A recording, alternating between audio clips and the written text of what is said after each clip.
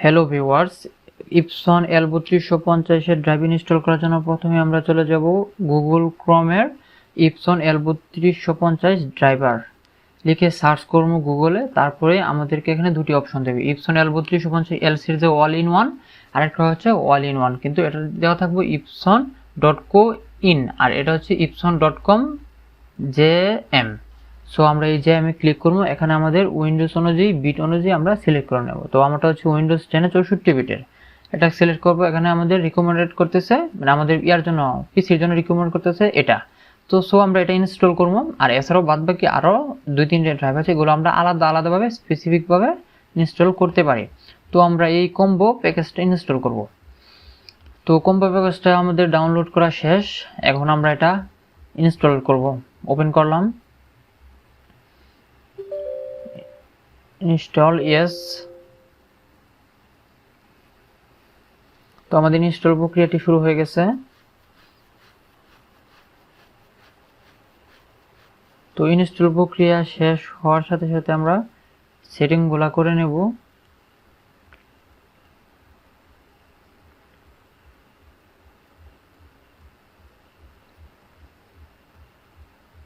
তো প্রথমে হচ্ছে যে লাইসেন্স এন্ড এগ্রিমেন্ট, আমরা এটা সম্পূর্ণ পড়তে বলতেছি আর কি, এটা আমরা অ্যাকসেপ্ট দিয়ে দেব। তারপর হচ্ছে সিলেক্ট অপশন, এখানে আমরা অ্যালাউ দিয়ে দেব।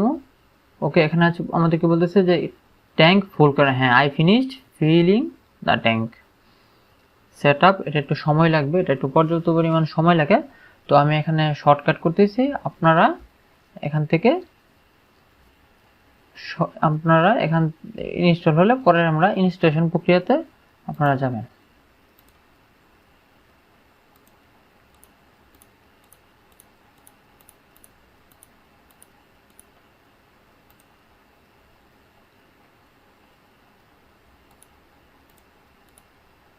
তো আমরা এখান থেকে কানেক্ট ভিয়া ইউএসবি কেবল, কারণ ইউএসবি কেবল এবং পিসির মধ্যে প্রিন্টারের মধ্যে কানেকশন করেছি যে এইভাবে এই অবস্থায় কানেকশন থাকতে হবে। যে কানেকশন না থাকে তাহলে আপনারটি নেবে না। তো কানেকশন যেহেতু আছে ফিনিশড, ওকে। আর এর মধ্যে মূল কথা হচ্ছে আমাদের এই কেবল দিয়ে কম্পিউটার প্লাস প্রিন্টারে কানেকশন দিয়ে রাখতে হবে, আর প্রিন্টারটি অন থাকতে হবে। সো আমরা এখন মাইক্রোসফট অফিসে চলে যাই, একটি প্রিন্ট আউট করে দেখাবো আমরা।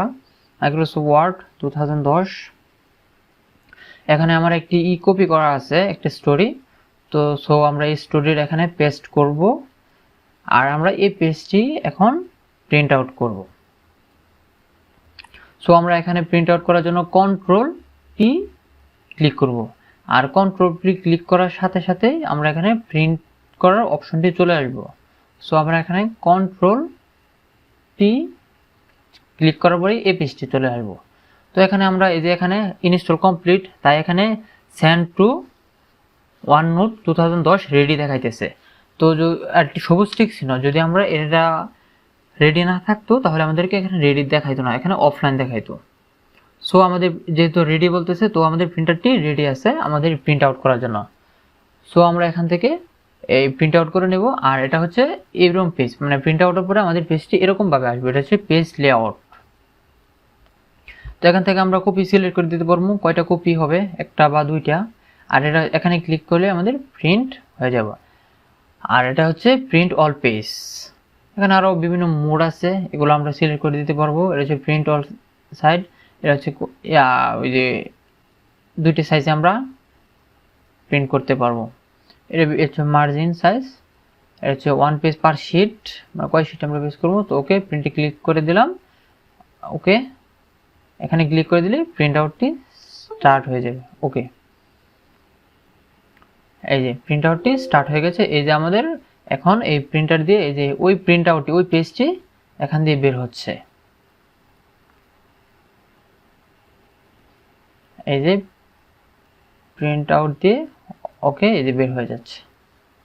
ওকে, ভিডিওটি ভালো লাগলে লাইক কমেন্ট শেয়ার করে পাশে থাকবেন, আর সাবস্ক্রাইব করবেন প্লিজ। আসসালামু আলাইকুম।